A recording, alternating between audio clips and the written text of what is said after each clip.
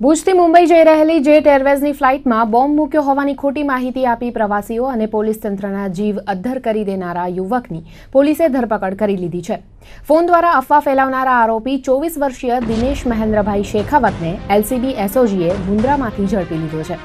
દિનેશ ભુજની જનતાનગરીમાં રહેતો હતો અને છેલ્લા 1 વર્ષથી તે પિતા સાથે મુન્દ્રાના બારોઈ રોડ પર આવેલી ઘનશ્યામ પાર્ક સોસાયટીમાં રહેવા આવ્યો છે।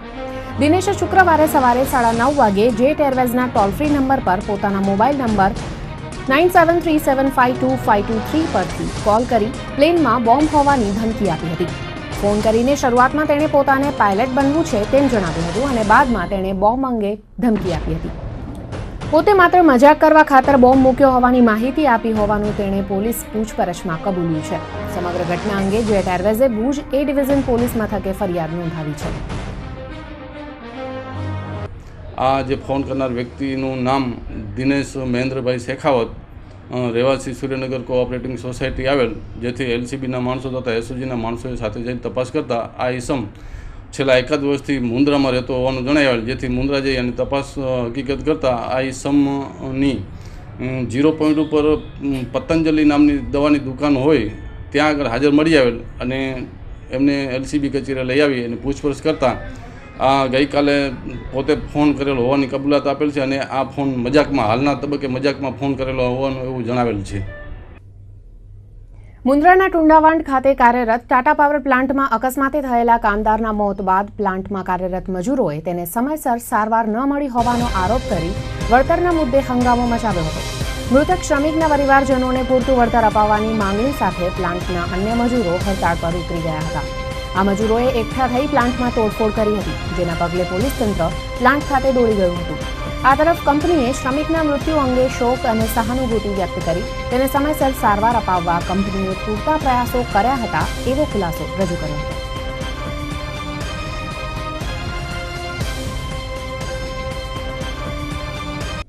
રાપરની ખેડકા વાંઢમાં એક ડમ્પર માલિકની તેના જ ડ્રાઈવરે ગોળી મારી હત્યા કરી નાખતા ચકચાર મચી ગઈ છે। હત્યારા ડ્રાઈવરને ડમ્પર માલિક દેવાભાઈ કોહલીએ નોકરીમાંથી હાંકી કાઢ્યો હતો। આ વાતને લઈને આરોપી ડ્રાઈવર રામજી ભૂરા અને તેના પરિવારજનો ઉશ્કેરાયા હતા।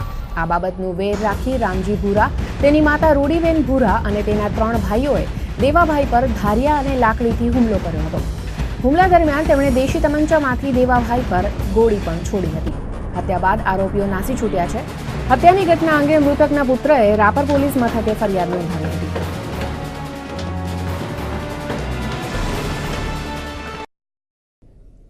વાત કરીએ અકસ્માત અને આપઘાતથી થયેલા અપમૃત્યુના કિસ્સાઓની, તો અબડાસાના કાળા તળાવ ગામે 55 વર્ષની એક મહિલાએ કૂવામાં ઝંપલાવીને આપઘાત કરી લીધો છે।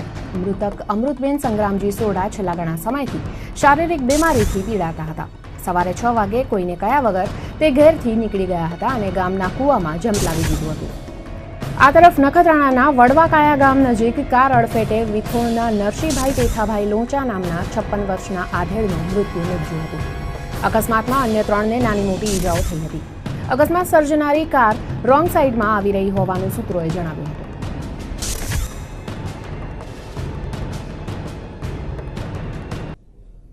જિલ્લામાં હવે ધીમે ધીમે ગરમીનો પારો 40 ડિગ્રી તરફ સરકી રહ્યો છે। કંડલાપોર્ટ કેન્દ્ર ખાતે મહત્તમ તાપમાનનો પારો 38.6 ડિગ્રીએ પહોંચી ગયો છે, તો નજીકના કંડલા એરપોર્ટ કેન્દ્ર ખાતે પણ પારો 38.4 ડિગ્રી પર પહોંચી ગયો હતો। મુખ્ય મથક ભુજમાં પણ પારો 38 ડિગ્રીને આંબી ગયો હતો। આમ હોળીના આગમન સાથે જ સૂરજ દાદા રૌદ્ર સ્વરૂપ ધારણ કરવા માંડ્યા છે। મહત્તમ તાપમાનની સાથે સાથે લઘુત્તમ તાપમાનમાં પણ વધારો થઈ રહ્યો છે। એક નજર કરીએ તાપમાનના આંકડાઓ પર।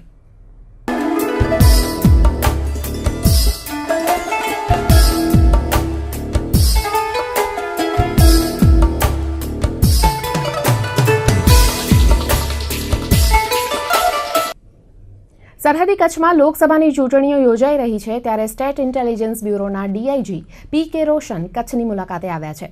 આઈબીના સૂત્રોએ તેમની આ મુલાકાતને રૂટીન ગણાવી હતી। અને સમય છે બુલેટિનમાં વધુ એક નાના વિરામનો।